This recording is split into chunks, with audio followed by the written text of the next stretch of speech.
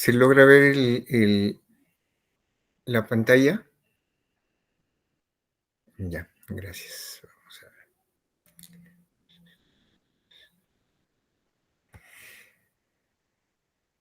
Bueno, lo que vamos a ver ahora corresponde a lo que es enfermedad cerebrovascular. Eh, es una de las causas que más vamos a ver en emergencias desde el punto de vista neurológico. Es una de las enfermedades de inicio súbito que nos va a producir o nos puede producir cierto grado o un gran grado de déficit en relación al paciente. Lo en el general lo que las personas hablan, o más conocido, es por el término o denominación de derrame, pero es un equivalente a lo que correspondería a un ACV o accidente cerebrovascular, o lo que correspondería a una SB, que es una enfermedad cerebrovascular, que corresponde a un proceso patológico a nivel de vasos sanguíneos. El término en inglés stroke corresponde a lo que es un déficit neurológico focal repentino debido a una enfermedad cerebrovascular. Entonces, cuando escuchemos esta terminología, de alguna u otra forma nos va a conllevar a lo que es lo que más de las veces hemos escuchado como un derrame. Otra palabra, otro término también conocido para lo que es este tipo de patología corresponde a lo que es un ictus. Representa la tercera parte de causa de muerte en el mundo, por eso es importante conocerlo, sobre todo en países desarrollados o países del primer mundo, como se dice. Es la primera causa de discapacidad física en los adultos, por eso es importante conocer. Ahora hablábamos con los jóvenes con los que rotábamos y les decíamos, ¿por qué es un problema de salud pública, por ejemplo, una persona que me venga con un cierto grado de discapacidad?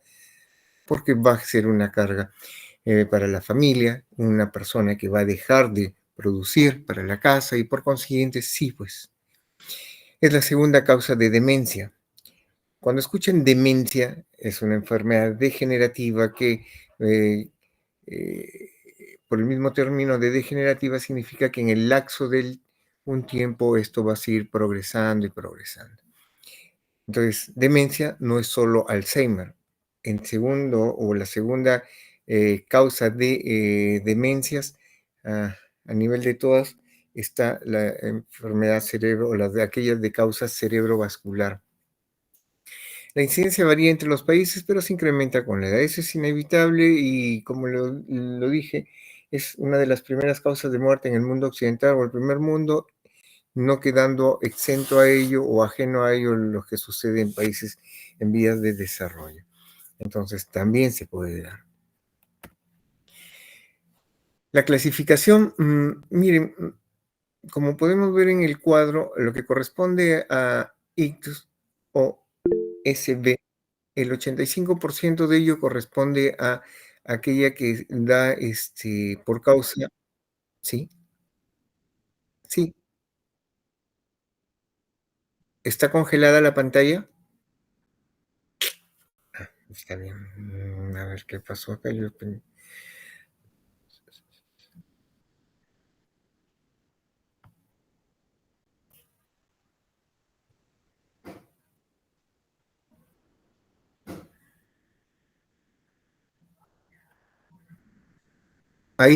ahí se ve.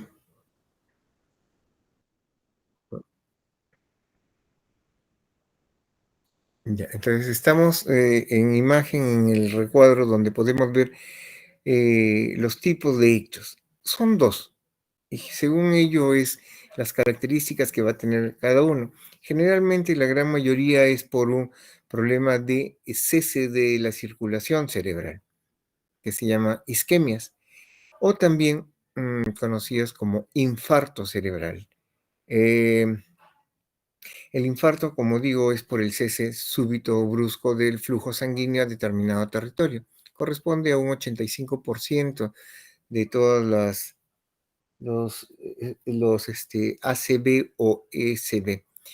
Eh, la gran mayoría puede ser focal, pero puede darse también en forma global. aquel ictus de forma global es aquel en el cual la persona puede tener un paro cardiorrespiratorio y cesa la circulación cerebral. Es un tipo de ictus. Por eso es que se dice que más de 5 minutos, cuando una persona se demora en reanimarlo, la posibilidad de recuperarlo es a cada segundo que pase después de esos 5 minutos, mucho más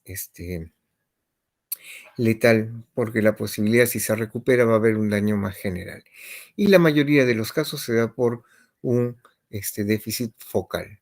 Llámese un territorio vascular, por ejemplo, arteria cerebral media, por ejemplo, arterias perforantes, por ejemplo, el territorio de la arteria basilar. Y estos focales pueden ser un ataque isquémico transitorio, o también conocidos como los TIA, y los otros pueden ser ictus isquémicos o infartos ya establecidos en los cuales el ataque isquémico transitorio, pues es aquel que se da y se resuelve dentro de las primeras 12 horas y el paciente prácticamente queda sin ninguna secuela. El, el vaso sanguíneo tiende a reperfundir y por consiguiente el paso de sangre se vuelve a establecer, quedando nada de daño. Los tipos de enfermedad cerebrovascular que se pueden dar a causa de ello va a corresponder a aquellos del tipo aterotrombótico, los cardioembólicos, los lacunares, los de causa inhabitual y los de causa indeterminada. El otro 15% corresponde a los SB o ACB del tipo hemorrágico. ¿Cuáles son los del tipo hemorrágico? Aquellos donde hay sangrado. En uno decimos que dejó de pasar sangre a determinado tejido y ese tejido muere por falta de perfusión sanguínea. Y el otro es porque se rompió el vaso sanguíneo en determinada región. Las causas pueden ser por una hemorragia subarachnoidea o por una hemorragia intracerebral. La que corresponde a hemorragia intracerebral puede ser aquella del tipo parenquimatosa, o sea que el sangrado se produce dentro del mismo cerebro, y la otra de causa o sangrado a nivel ventricular, que va a corresponder a una menor porcentaje. La de causa o de origen o de localización parenquimatosa corresponde a aquella de una hemorragia lobular, una hemorragia profunda, una de tronco encefálica o una cerebelosa. Si se dan cuenta, va a depender mucho de la localización del sangrado. La etiología de las enfermedades cerebrovasculares del tipo isquémico generalmente pueden ser tromboembolismo ateromatoso, arteriosclerosis o embolia de origen cardíaco. La aterosclerosis o la tromboembolismo va a corresponder a aquellos desprendimientos de placas de ateroma o placas de grasa en determinada región que va a partir de un vaso grande y va a obstruir un vaso más pequeño. O en su otro defecto va a corresponder a un vaso grande que se está llenando la placa, o perdón, la luz del vaso por una placa de ateroma y por consiguiente también obstruyendo la luz del vaso. Las que corresponden a embolías o embolias de origen cardíaco es aquellas que podemos ver en pacientes con cuadros de fibrilación auricular. Esos cuadros de fibrilación auricular me pueden generar por la misma turbulencia que tiende a generar o por en aquellos en los cuales hay valvulopatías, lo que vamos a estar teniendo son formación de pequeños coágulos de origen en el corazón que viajan a través de la arteria aorta y se distribuyen a las diferentes subdivisiones que tienen las arterias. Dependiendo el tamaño del coágulo sanguíneo, va a depender la extensión del vaso, el cual es obstruido. Las causas infrecuentes, bueno, acá vamos a tener algunos tipos de arteritis, por ejemplo, por sífilis, meningitis, tuberculosis, cuadros sobre todo infecciosos, hipoxia global, un shock y otras crisis hemodinámicas, diatrogénicas por uso de cateterismo, angiografías, cirugías cardiovasculares. Un cuadro de migraña complicada también puede estar englobada dentro de este tipo de complicaciones. Hernias cerebrales, embolias diversas, como por ejemplo una embolia de grasa, una embolia de aire, una paradójica de origen de vaso venoso, enfermedades hematológicas como poliglobulia, anemia de células falciformes, síndrome antifosfolipídico que tiende a producir problemas de coagulación, trombocitopenia, disfibro genemia, déficit de proteína C y CIS y antitrombina 3, que también puede estar afectado en lo que corresponde a problemas del tipo hematológico. Trombosis venosa y tromboflebitis cerebrales también es otra posibilidad que puede generar una obstrucción de un recorrido sanguíneo y la oclusión de arteria por algún tipo de traumatismo que puede suceder. Entonces, todo este tipo de lesiones o afectaciones pueden causarme una isquemia a nivel cerebral. Entonces, en ese gráfico que estamos viendo en este momento podemos ver, por ejemplo, cuándo corresponde a un stroke trombótico, cuándo corresponde a un émbolo, cuando viaja de un área de menor complejidad a otra, o perdón, de mayor dimensión a otra de menor dimensión de la luz del vaso, y cuándo corresponde a lo que sería una hemorragia intracerebral por ruptura de algún vaso, malformación arteriovenosa, una ruptura por un aneurisma, etcétera. Dentro de las principales manifestaciones de aterotrombosis, no es exclusividad del corazón, porque aterotrombosis podemos tener en el corazón. La mayoría de nosotros, la primera vez que escuchó la palabra de infarto, lo relaciona sobre todo a un problema a nivel, del corazón. Pero infarto, el concepto de infarto, llámese a la situación en el cual se interrumpe el flujo sanguíneo cerebral a determinado tejido. Entonces, no solo es el tejido cardiológico, sino es el tejido cerebral, puede ser el tejido pulmonar o incluso a nivel distal con claudicaciones que pueden ser producto de pequeñas obstrucciones de pequeñas arteriolas, producto de este, obstrucción de vasos sanguíneos. Entonces, por ejemplo, ictus isquémico, ataque isquémico transitorio, los dos pueden ser causas de afectación a nivel cerebral, un infarto en miocardio, que es lo que generalmente todos hemos escuchado, una angina, que también es a nivel cardíaco, y a nivel periférico tenemos claudicación intermitente, dolor en reposo, gangrena y necrosis. Pero, como les manifesté, también puede haber un infarto, por ejemplo, de la arteria mesentérica, un infarto a nivel renal, puede haber.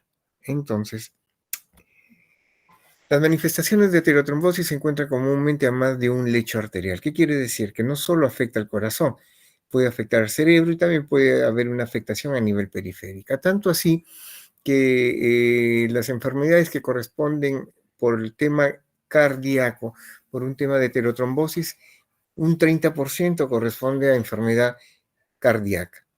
29.9. A enfermedad cerebrovascular un 25% y a enfermedad de nervios periféricos un 20%. Y si se dan cuenta, hay situaciones en las cuales se superponen. Por ejemplo, el que tiene enfermedad coronaria puede tener enfermedad cerebrovascular, o el que tiene enfermedad cerebrovascular, una enfermedad arterial periférica, y así sucesivamente si tuviera una enfermedad arterial periférica con una enfermedad coronaria, casi un 12%. Un 3% puede coincidir tener a nivel de las tres esferas cerebrovascular, coronaria o enfermedad periférica. Entonces, cuando tenemos enfermedad de isquemia, lo que debemos actuar y trabajar es sobre el problema de fondo. Por eso, cuando un paciente nos llega a la emergencia o a la consulta después de un evento cerebrovascular ya estable, lo que debemos de valorar son factores de riesgo. Hemos dicho que la gran mayoría corresponde por obstrucción de vasos o por cardioembolismo. El tema es trabajar de la mano con la especialidad de cardiología para determinar en forma oportuna los factores de riesgo y poder evitar futuros problemas de trombo. Lo segundo corresponde a los factores de riesgo de la aterotrombosis. Y es lo que quizá más de ustedes lo deben de estar viendo. En factores locales vamos a tener elevación de factores protrombóticos, fibrinógeno, la proteína C reactiva, factores de inflamación, patrones de flujo sanguíneo, el diámetro vascular y las estructuras de la pared. Estos son factores locales que tienen que ver prácticamente con la tubería a través de la cual discurren los vasos sanguíneos, llámese arterias arteriales. Condiciones sistémicas, historias de eventos vasculares, hipertensión, hiperlipidemias, estado de hipercoagulabilidad y homocistinemia. Si es que el paciente tiene alguno de estos factores, de por sí ya me está generando un factor de riesgo como para poder desarrollar una enfermedad cerebrovascular. Otro corresponde a lo que son los estilos de vida saludables. Por ejemplo, el hecho de fumar, tipos de alimentación, tipos de dieta, eh, y la falta de ejercicio. El sedentarismo corresponde a algún tipo de riesgo como para que se pueda estar desarrollando.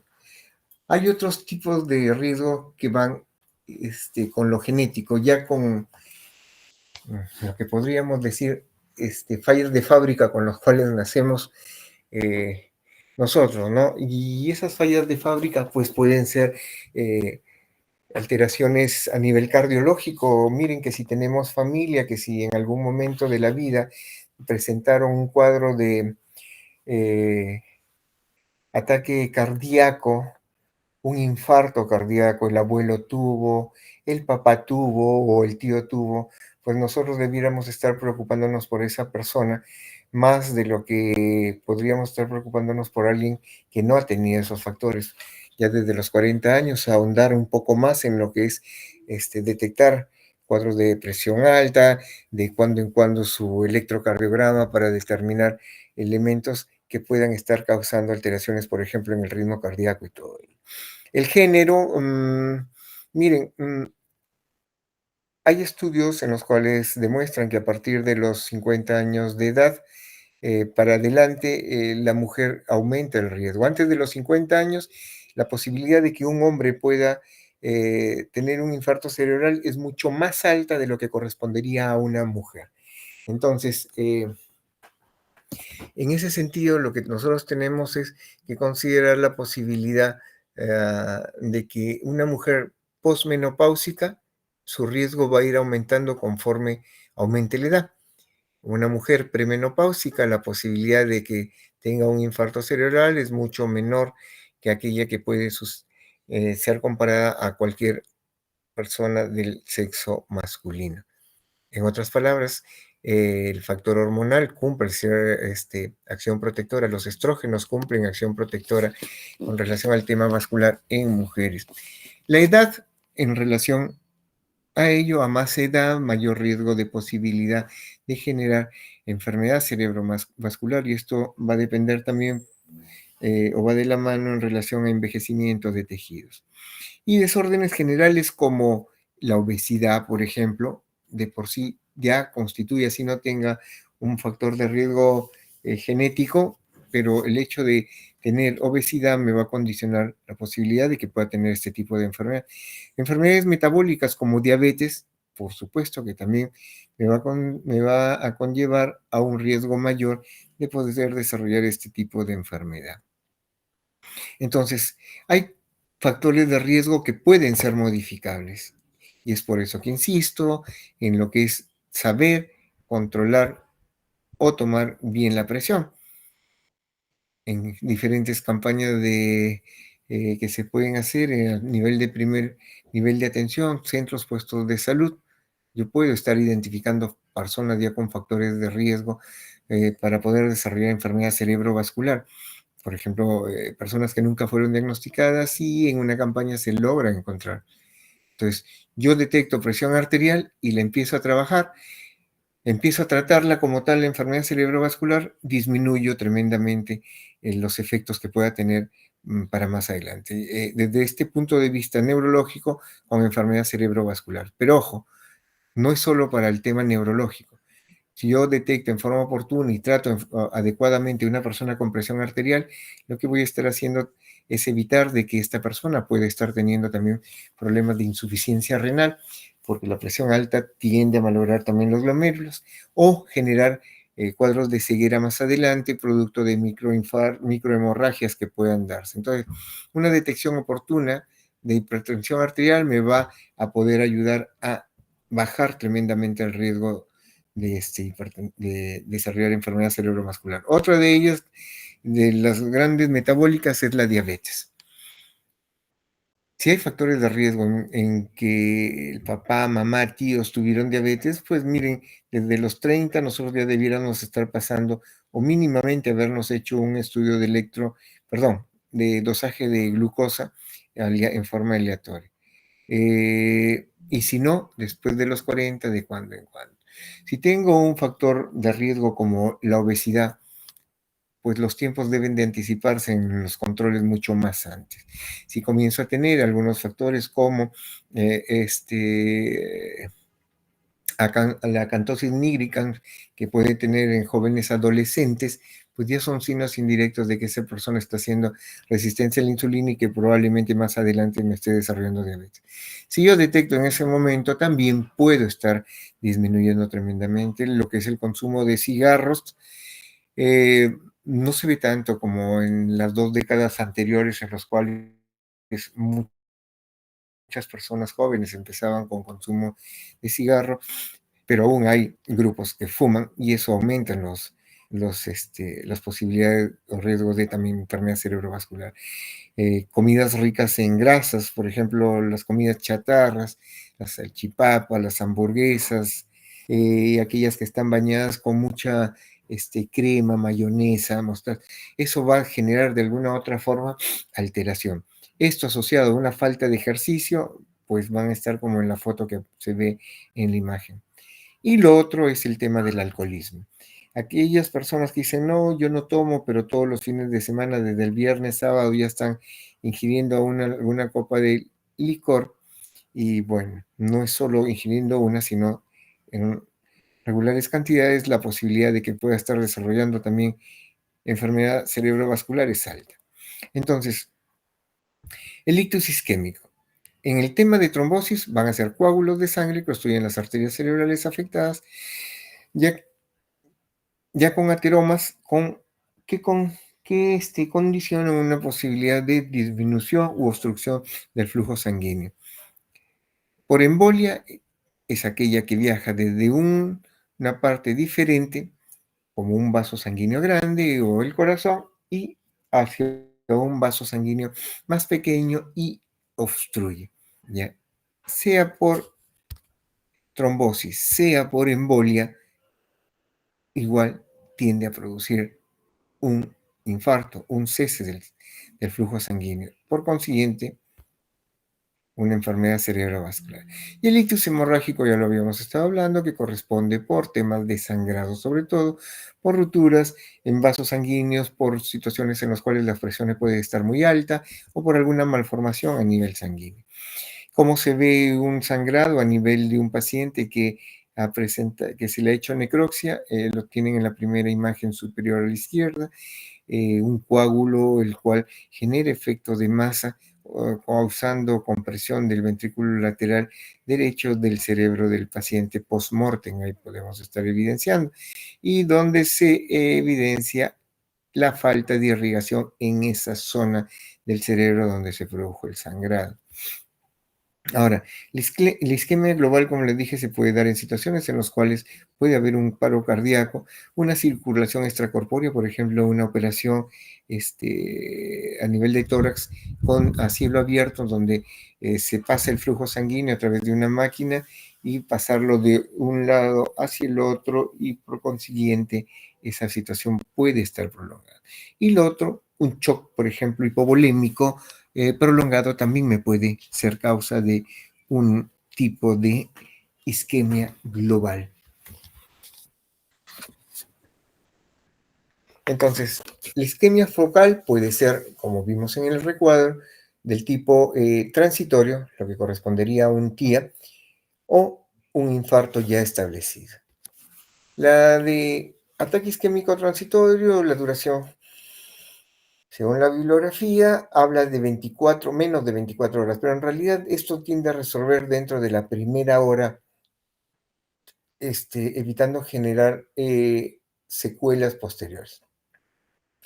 Generalmente tiende a resolverse entre 2 a 15 minutos, son personas que muchas veces vienen que de lo mejor que estaban dejó de movilizar un hemicuerpo o de lo mejor que estaba comenzó a tener problemas para articular palabras. Entonces, eso nos debiera hacer sospechar ante un ataque isquémico transitorio. La imagen eh, en ataque isquémico transitorio, pues generalmente no va a ser evidenciable. Recuerden que se reperfunde y por consiguiente el daño no va a generar. El daño se ve en un infarto ya establecido. Según el ataque, o según, perdón, el territorio afectado puede ser en el área carotidia, que me puede dar déficit motor contralateral, amaurosis fugaz, síntomas sensitivos y trastornos del lenguaje, o en el trastorno, o en el territorio vertebrovascular, donde me va a dar un déficit alterno, síntomas sensitivos ipsilaterales o ambos, pérdida de la visión en ambos campos visuales, disartria, disfagia, vértigo, ataxia, diplopia. Si se dan cuenta, disartria es un tema motor, tiene que ver con vías, disfagia, problemas con el reflejo nauseoso, en el cual no pueda estar teniendo, me va a generar problemas para la deglución. Vértigo, recuerden, circulación posterior, llega a lo que es cerebelo y por eso me puede dar cuadro de vértigo, ataxia. Y la diplopia en relación a lo que son las parálisis de tanto del tercero como del sexto par que me puedan dar esta afectación. Entonces, la circulación posterior, recuerden, arteria basilar, que es la conformación de ambas arterias vertebrales, forman el tronco de la basilar. Del tronco de la basilar sale la arteria cerebelosa posterior anterior, la anterior y la cerebral posterior. El infarto cerebral ya establecido, hablamos de un infarto embólico que puede ser de origen cardíaco o de un origen arterioarterial. ¿Qué quiere decir? Que se formó en un vaso grande y fue un vaso arterial mucho más pequeño según la bifurcación y la distensión del diámetro. O puede ser trombótico por la alteración a nivel de la pared de acumulación de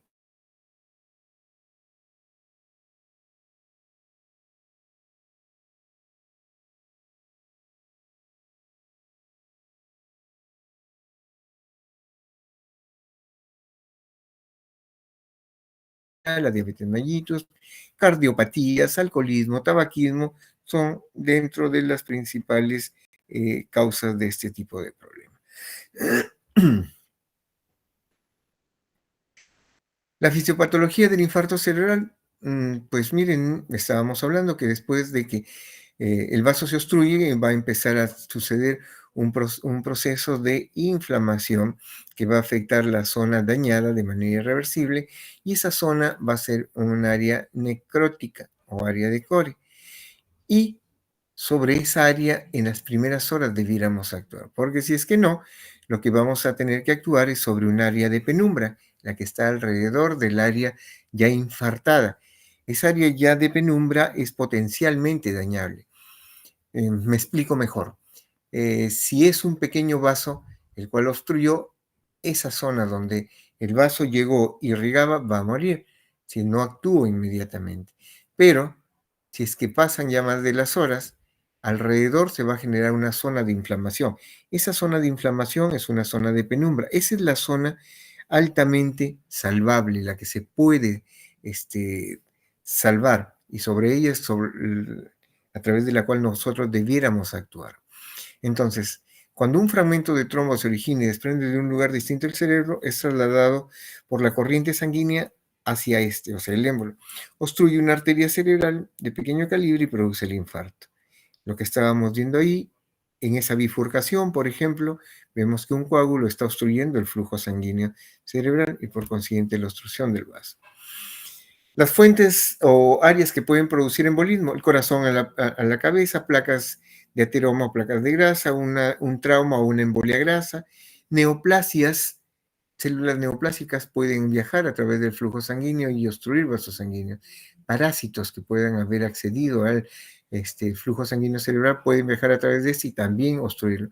Y un material extraño que a veces puede ser producto de algún procedimiento que se haya hecho endovascular que puede llegar a obstruir. Y la otra es un émbolo de aire que también me puede estar dando este tipo de alteración. Hay que recordar, antes de volver a retomar la parte de la penumbra o el área también de necrosis o cori, es que el cerebro se autorregula y esta autorregulación corresponde al flujo cerebral, cuya presión arterial media va a ir entre 50 y 160. Si el cerebro necesita bajar la presión, pues puede bajar hasta menos de, hasta 50 milímetros de mercurio, pero no tampoco excederse hasta más de 60 porque puede haber ya un daño. Eso es en un cerebro normal, sin ningún tipo de enfermedad. Va a depender, por ejemplo, de situaciones frío, calor, situaciones en las cuales haya deshidratación o no, para poder regular este flujo sanguíneo. Además de ello, también interactúan la presencia del dióxido de carbono y otros como la presión de oxígeno, el pH sanguíneo, la presión intracerebral por la viscosidad de la sangre, la temperatura, entre otros. Entonces, cuando sucede esta área de lesión, alrededor de esa área inflamada se va a producir acidosis, la cual va a afectar a las células gliales, que son neuronas de sostén, que van a dar función a las neuronas motoras, por decir, en la parte que corresponde al movimiento. Dicha acidosis puede actuar desnaturalizando proteínas, inhibiendo formación mitocondrial de ATP, energía por el cual las neuronas, en este caso, tienden a vivir, pero el más dañino es la de producción de radicales libres, porque eso se va haciendo en forma más cíclica y aumentando los daños. Dentro de las afectaciones que producen estos radicales libres van a poder tener lesiones a nivel del ADN mitocondrial de las neuronas, reacción con grupos químicos moleculares proteicos, iniciación de la peroxidación lipídica, lo que conlleva a lo que es posteriormente una muerte neuronal, daño de las paredes del vaso sanguíneo y factores quimiotácticos conducen a que más factores de inflamación tiendan a llegar a la zona afectada. Entonces, vecina al área infartada se distingue un área de penumbra isquémica cuya función es potencialmente reversible. Es hacia esa zona donde debemos dirigir todas las artillerías de nuestra terapéutica para mejorar el pronóstico del paciente. Entonces, si nosotros vemos en este pequeño gráfico, el área infartada o cori corresponde a esa imagen oscura del centro y hacia alrededor va formándose el área de penumbra. A mayor tiempo, sin darle atención, por ejemplo, que ese paciente comience a bajar la saturación en menos de 94, comience a subir la glicemia por encima de 70, comience a tener temperaturas por encima de 37,5, 38, va a ser que cada vez esa lesión que está en negro vaya subiendo hasta llegar a los perímetros que corresponde a tejido normal. Entonces, lo que pudo haber sido un pequeño daño va a ir hacia un daño mayor. Entonces, ¿cómo yo voy a determinar que un paciente tiene un infarto? Para esto debo de tener conocimientos clínicos, el desarrollo de conocimiento de imágenes, neuroimágenes, tomografías o resonancias cerebrales, angioresonancia o angiografía o angiotomografía, los cuales me van a permitir determinar el daño del paciente. Los pacientes con sospecha de ictus requieren una urgente evaluación para identificar a quienes pueden ser elegidos para una terapia aguda. La terapia aguda corresponde a aquella que nosotros podemos determinar dentro de las 4.5 primeras horas. Hasta el 2010, la terapia aguda era el tiempo corto hasta 3 horas, la cual se ha ido ampliando, como lo tenían los europeos, hasta 4.5 horas. ¿Qué significa? Que desde que dio el infarto hasta 4 horas y media después, el paciente puede ser tratado con esta terapia aguda, lo cual va a conllevar a una apertura en relación de la ruptura del coágulo y por consiguiente apertura del flujo sanguíneo o reapertura del flujo sanguíneo cerebral. Entonces, hay escalas preestablecidas, esa es la escala de Nice según su original en inglés, pero es lo que corresponde a lo mismo en castellano, donde vamos a valorar el nivel de conciencia. Cada uno va a tener una valoración respectiva, por ejemplo, el nivel de conciencia, si está alerta o no, si no está en alerta, o está en estado de coma, se dará el mayor puntaje, 3. Está en estado de alerta, 0. Nivel de conciencia en el contenido va a corresponder si es que el paciente contesta en forma adecuada. Si tiene respuesta adecuada, 0. Si no hay ninguna respuesta, se le da el máximo valor, 2. Por ejemplo, acá le preguntamos en qué mes estamos, qué edad tiene, ese tipo de preguntas. Sencillas nomás. Y es objetivo. ¿Contestó o no contestó? Si contestó, más o menos, 1. Si contestó ninguna de las dos preguntas, 2. Acá es a menor respuesta, más puntaje. A mayor respuesta, ningún puntaje o menos puntaje. La mirada conjugada, acá vamos a ver que voluntariamente el paciente moviliza los ojos. Entonces, acá, si es que es normal, 0. Si hay paresia parcial de la mirada, consideramos 1. Y si hay una paresia total o desviación forzada, consideramos un valor de 2. En los campos visuales, si hay hemianoxia, consideraremos 1. Si hay una hemianoxia completa, consideraremos 2. Y si hay una ceguera bilateral, consideraremos 3. En la parálisis facial, vamos a considerar 0 si es normal, y si es una parálisis total de la musculatura facial superior e inferior, se le dará el mayor puntaje. Vamos a ver también la paresia o disminución de fuerza en extremidades superiores y se va a valorar por cada una. Si es derecha, si es izquierda, si es superior, si es inferior. A cada una se le va a dar un puntaje y también se va a definir. La ataxia de las extremidades, si es que corresponde al índice talón o índice nariz, si lo hace bien, todo el puntaje. Si tiende a ponerse eh, a no realizar ni una de ellas, el mayor puntaje será de 2.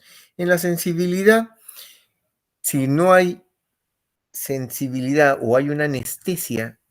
Estesia, nuevamente recuerden, estesia es sensibilidad, no es igual que paresia, suena, parece, pero no es. Paresia es disminución de fuerza, estesia es sensibilidad.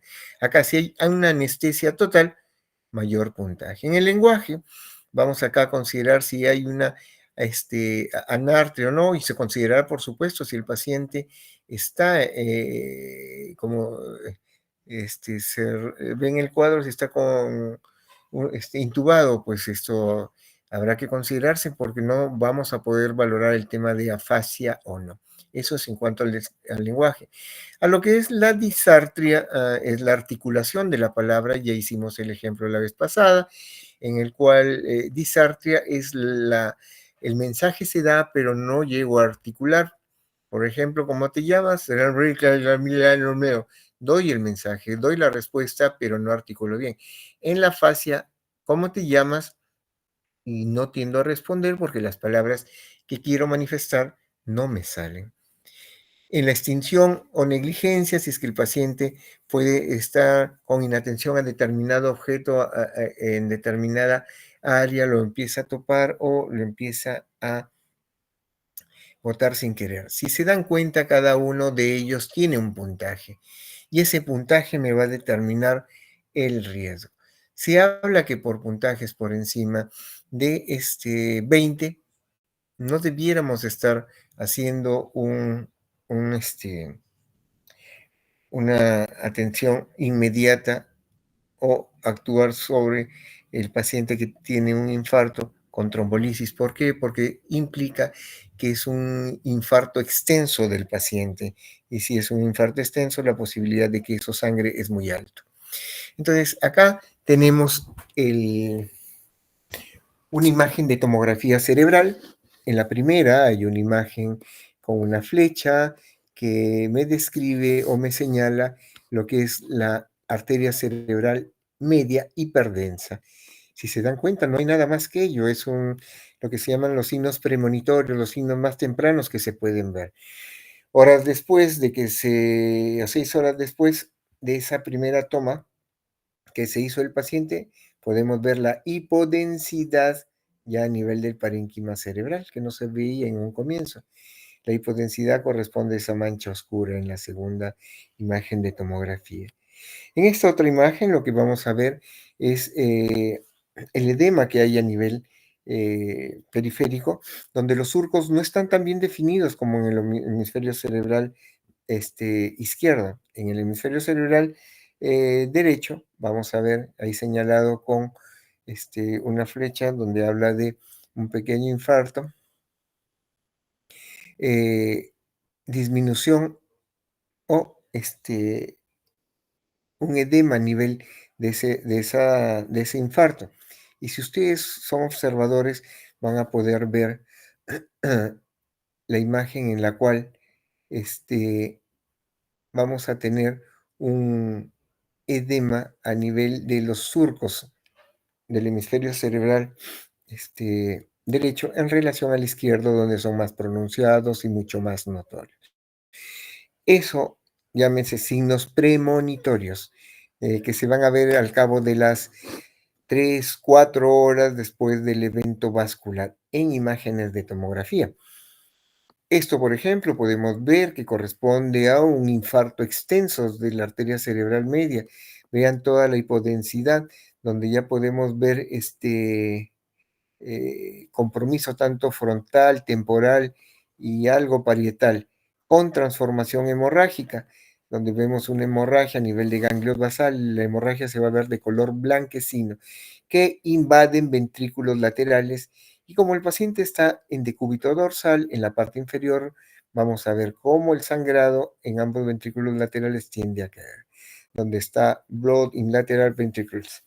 Ahí podemos estar viendo lo que corresponde a un infarto que ha producido transformación hemorrágica. Tenemos otro infarto extenso de la arteria cerebral media con sangrado, donde vamos a estar viendo el compromiso de todo un hemisferio cerebral, llegando a comprimir el lado contralateral. Entonces vamos a tener escenarios en los cuales debemos de estar manejando. Estas ya son imágenes no de tomografía, sino de resonancia cerebral. En la primera imagen vamos a estar viendo una imagen en lo que corresponde mm, un T2. ¿Y por qué sabemos que es un T2? Porque el líquido cefalorraquídeo que se ve dentro de los ventrículos laterales es de color blanco. Entonces es una imagen en T2 donde podemos ver una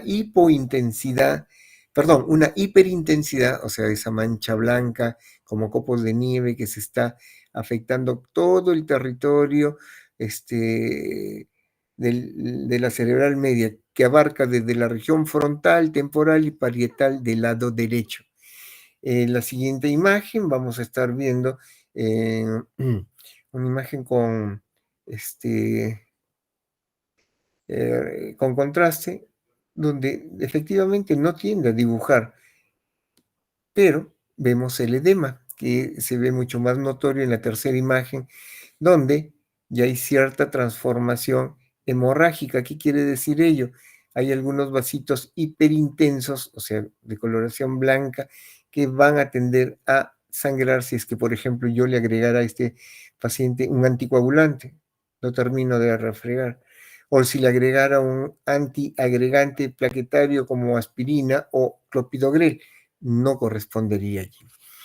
Entonces, tener en cuenta ello, estudios de ayuda diagnóstica como un electrocardiograma me van a determinar si ese paciente, por ejemplo, tiene una arritmia. En este caso tengo un paciente con una fibrilación auricular. Miren, no hay un ritmo adecuado.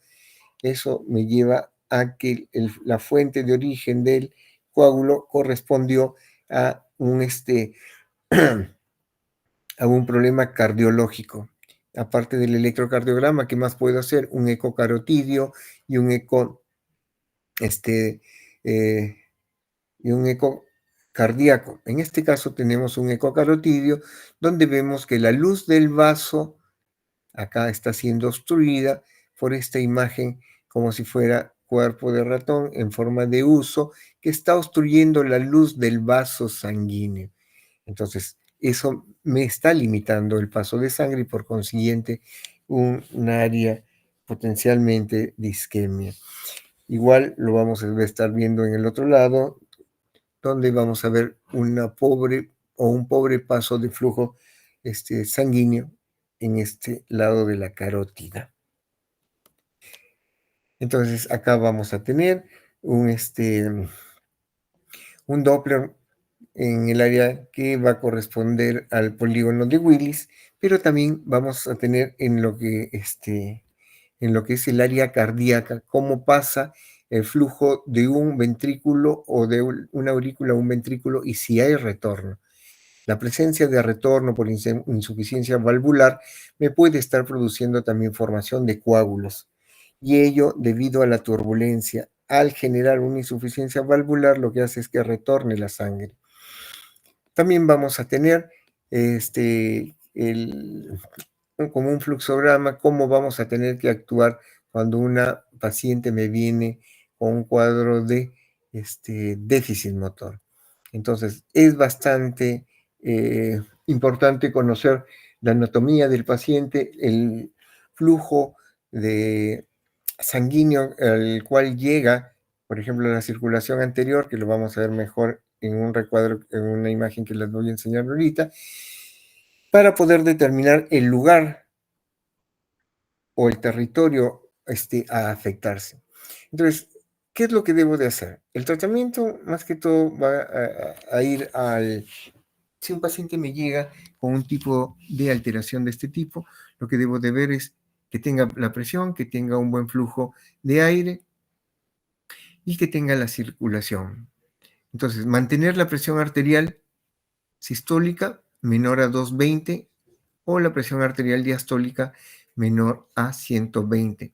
En caso de considerar trombolisis, esto tengo que bajarlo a presiones menores de 185 y 110 milímetros de mercurio.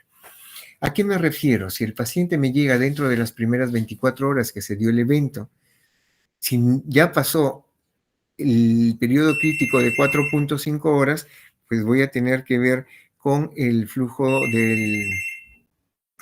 con el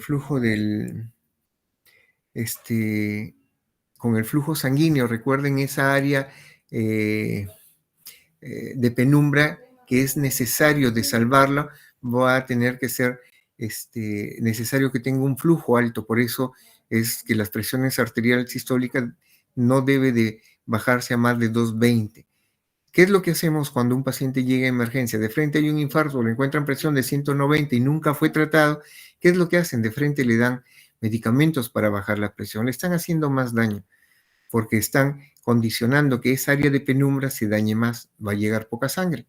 Entonces, por consiguiente, lo que yo debo de estar manejando son estos datos en relación a lo que es los flujos de presión. Entonces, dentro de las primeras 24 horas, paciente que no va a ser, aquí no se le va a realizar trombolisis, debo de manejar presiones hasta 220, que no se pase de ellos, si pasa más los 220, sí debo de tratarlo en la sistólica y la diastólica no mayor de 120. Entonces, en esos rangos, no es que diga que tengo que tener 220 en la sistólica y 120, no, que la sistólica no pase los 220 y la diastólica, porque puedo tener una sistólica en 180 y la diastólica en 130. Tengo que bajarla porque ya la diastólica está por un sobrepeso. O al contrario, puedo tener una sistólica en 230 y la diastólica en 100. Igual debo de bajarlo. Es presión arterial sistólica menor de 220 o presión arterial diastólica. Ya tener en cuenta ello, no hacernos, no enredarnos. Lo otro, mantener la glicemia en valores menores de 180 y mayores de 70. Tampoco que esté muy alto ni que esté tan bajo. Tanto la hipoglicemia como la hiperglicemia pueden alterar el factor del infarto o sangrado mayor de lo que estamos teniendo. En lo que es la temperatura, recuerden, cuando hay temperaturas muy altas o cuando la temperatura sube, quien trabaja más es el cerebro. Entonces hay que tener en cuenta que si es que yo mantengo temperaturas por encima de 37.5 grados, pues la posibilidad de que el paciente tenga mayor daño cerebral va a ser alto.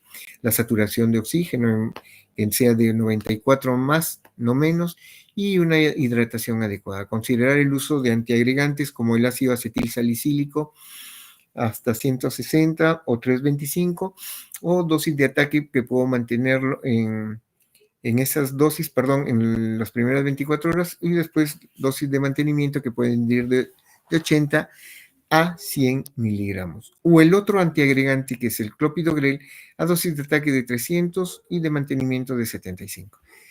La pregunta sería, ¿y cuál de los dos sería mejor?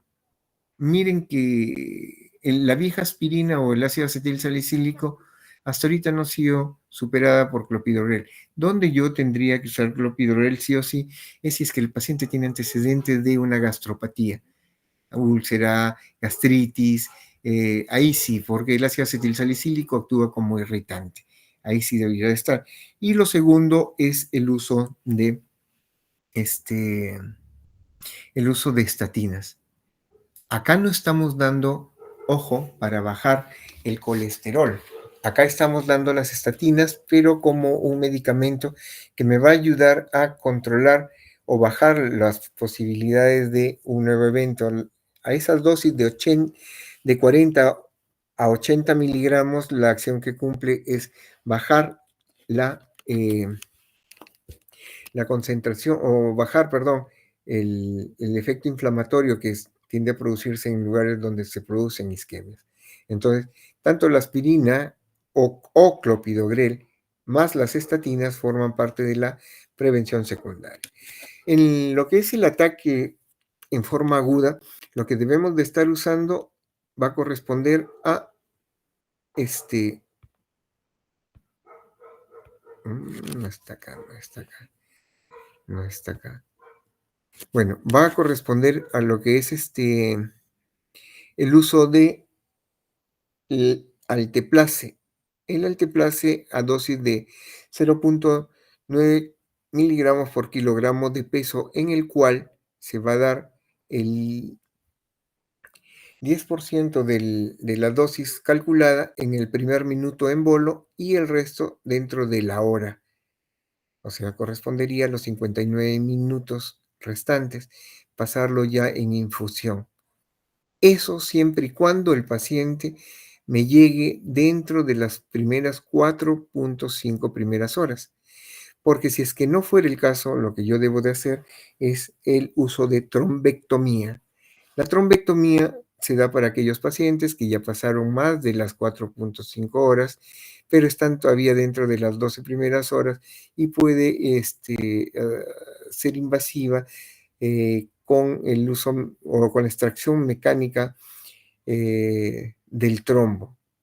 Acá en este caso se hacen en unidades de ictus donde hay el manejo de esto. Lamentablemente acá en Lambayeque no tenemos. Lima tiene algunas unidades como el Instituto de Ciencias Neurológicas, y si mal no me equivoco, Rebagliati y Almenara también lo tienen en el INCOR. Entonces, en fases más agudas, trombolisis con el alteplase a dosis de 0.9 miligramos por kilogramo de peso, en el cual el 10% se da en el primer minuto y el restante, el 90% restante de la dosis calculada, se da dentro de la hora, en los 59 minutos siguientes.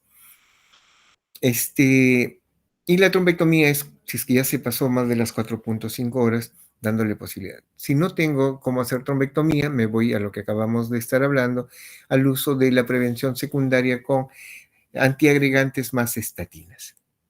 Lo ideal, si es que yo estoy en algún centro o hospital grande, es que yo deba de actuar y controlar a un paciente que tenga este tipo de problemas dentro de las primeras 4.5 horas, porque la posibilidad de que quede secuelado es mucho menor. Recordar esta parte de territorios vasculares, esta parte ya es anatomía, solo un refrescar para lo que respecta a la clase de clínicas. Los territorios vasculares van a corresponder al anterior y posterior. El territorio anterior va a corresponder al territorio de la arteria cerebral, a la arteria carótida interna, que entra y se divide en carótida, en cerebral anterior y cerebral media. y el territorio posterior que corresponde a la unión de ambas vertebrales que forman el tronco,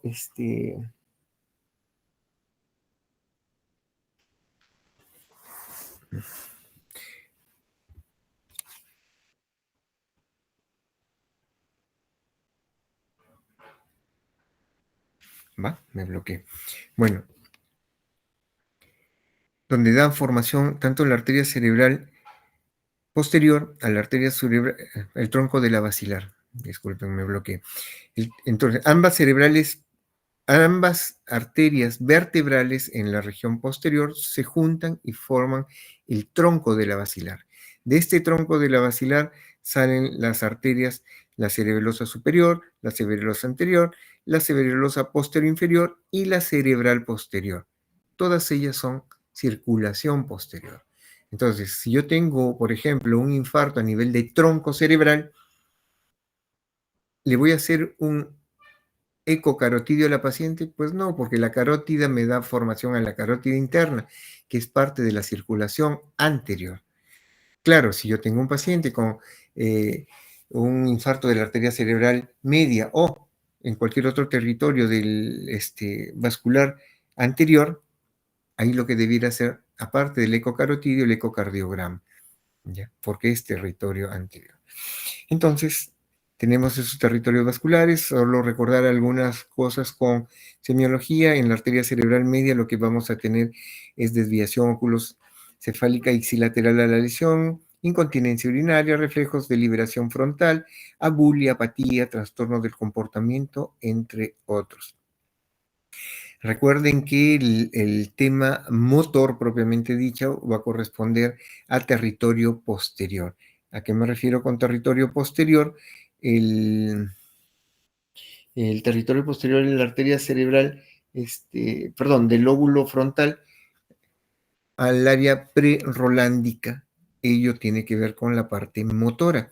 Entonces, acá vamos a tener, por ejemplo, afectaciones en la arteria cerebral media. ¿Qué es lo que me va a dar? Hemiplegia, mianoxia, hemihipostesia y afasia global. Entonces, si yo tengo obstrucción de la arteria cerebral media, me va a dar, acuérdense, un síndrome de arteria cerebral media que me da hemiplegia contralateral al lado afectado, hemianoxia homónima y hemihipoestesia también contralateral y afasia global si afecta el lado dominante. Entonces recuerden, si soy diestro, mi hemisferio dominante es el izquierdo.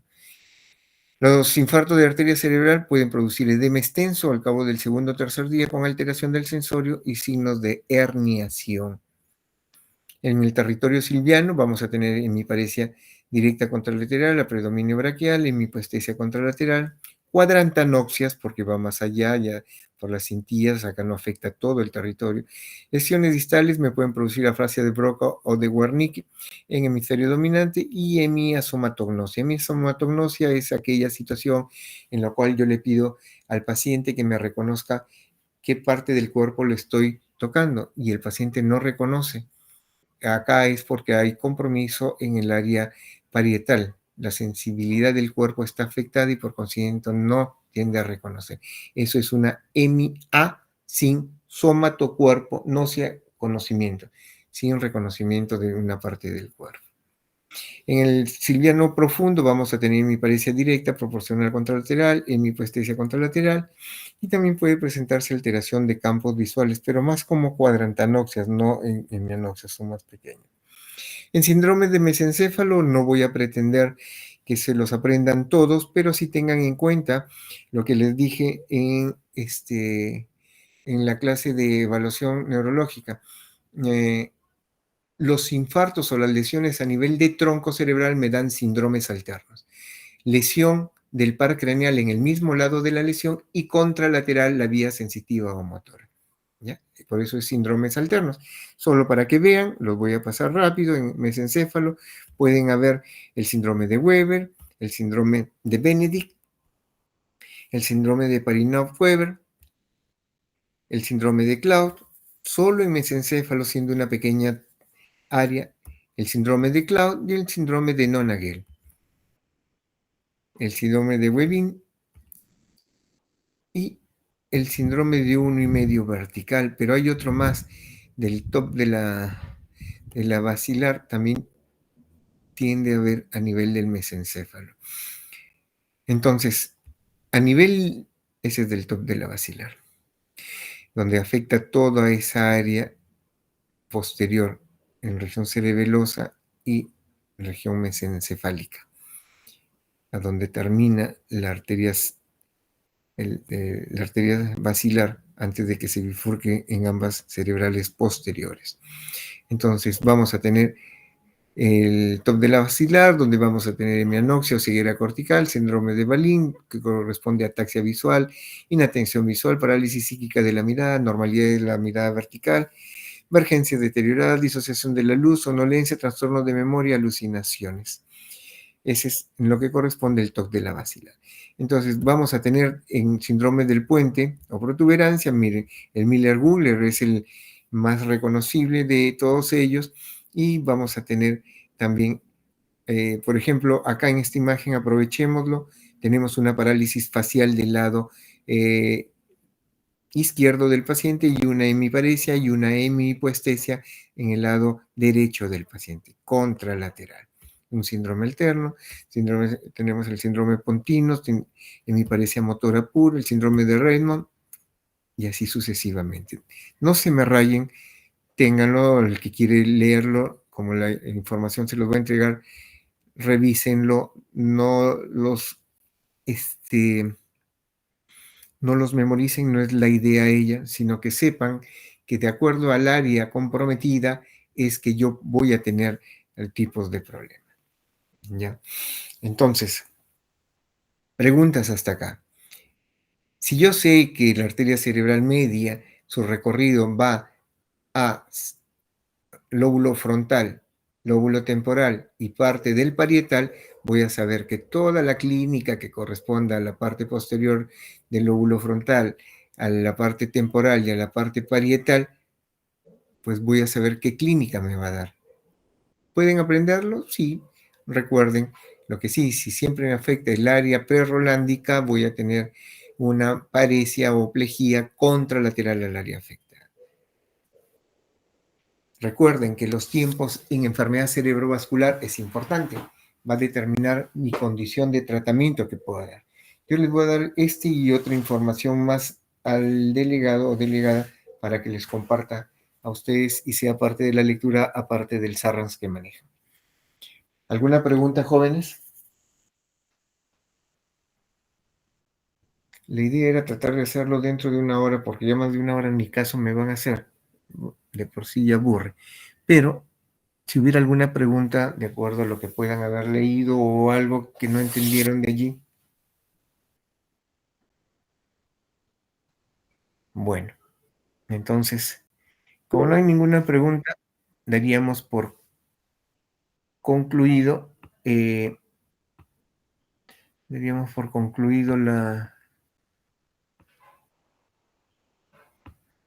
la presentación de ahora,